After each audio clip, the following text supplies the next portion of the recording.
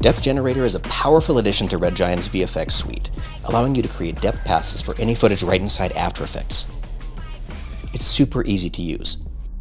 Here's a cool piece of stock footage that's perfect for showing this off. I can import this clip to a new comp, then I apply the Red Giant VFX Depth Generator. And bam! Depth Generator is already creating a customizable depth pass for this footage.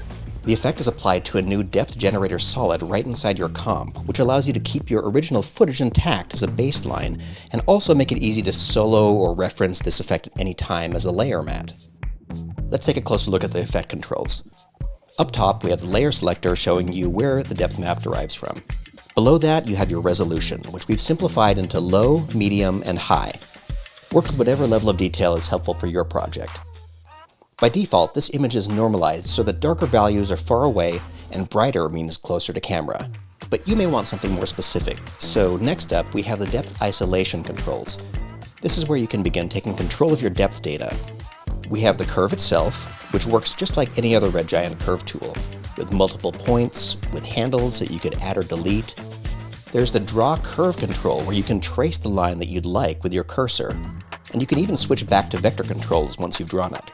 You can expand the graph with these arrows right here for more detail, reset the graph at any time, and use this quick menu to do things like flipping or mirroring your graph if needed. The preset button opens a window with a handy set of curves ready to go if you need one of these familiar shapes. Okay, but what does this curve actually do? Well, there are two settings for curve calculation: multiply and replace. By default, we're in multiply mode, and this curve is maxed out at 100% across the board, meaning that at every depth value seen by the estimator, we're showing it at 100% of that value.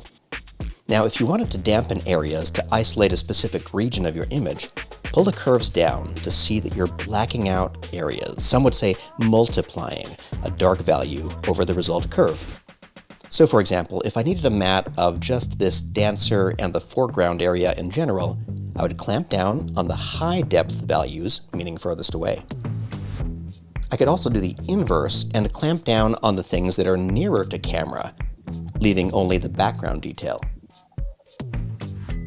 What I find even more useful is the replace calculation. When you click to it, everything will look white, but don't worry.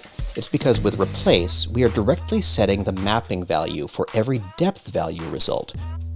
This means that if we apply a linear slope preset, we get the depth map that we expect, where close is mapped as bright, and the higher depth, far away, is mapped to black. The nice thing about this is it means that we can map our middle values all the way to 100% white if we want, and clamp the others all the way to pure black.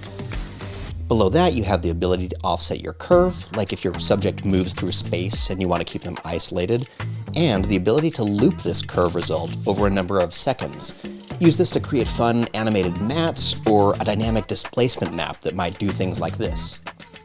Depth Generator uses an AI depth estimation model to give you these Z-depth passes. Currently we're harnessing Depth Anything version 2, and we expect the depth estimators will get better over time. What I like about this is that the model is a single file running on your machine. It doesn't collect, transmit, or send anything, it's not learning from you, it's self-contained, and just there to give you these cool results. Now, even though over time these models are getting more temporally stable, some flickering will still occur depending on your footage and the model, which is why we also have a post-processing drop-down here with options to help with deflickering and smoothing. The results depend a lot on your specific footage, but deflicker is like frame blending, and it uses a threshold matte to find areas that seem flickery and blends them with the surrounding frames.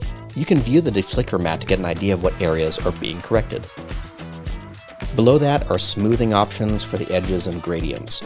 I really like gradient smoothing to combat any banding in the output result. Fine-tune and keyframe these to any matte that you need, and now you're ready to do some of the fun stuff. These depth passes can now be used as mattes for visual effect elements, displacement maps, stylized looks, transitions, and so much more. If you'd like to go more in depth, check out my Cheap Tricks The Depth VFX episode, linked here. Have fun with the Red Giant Depth Generator? I'd love to see what you create with it.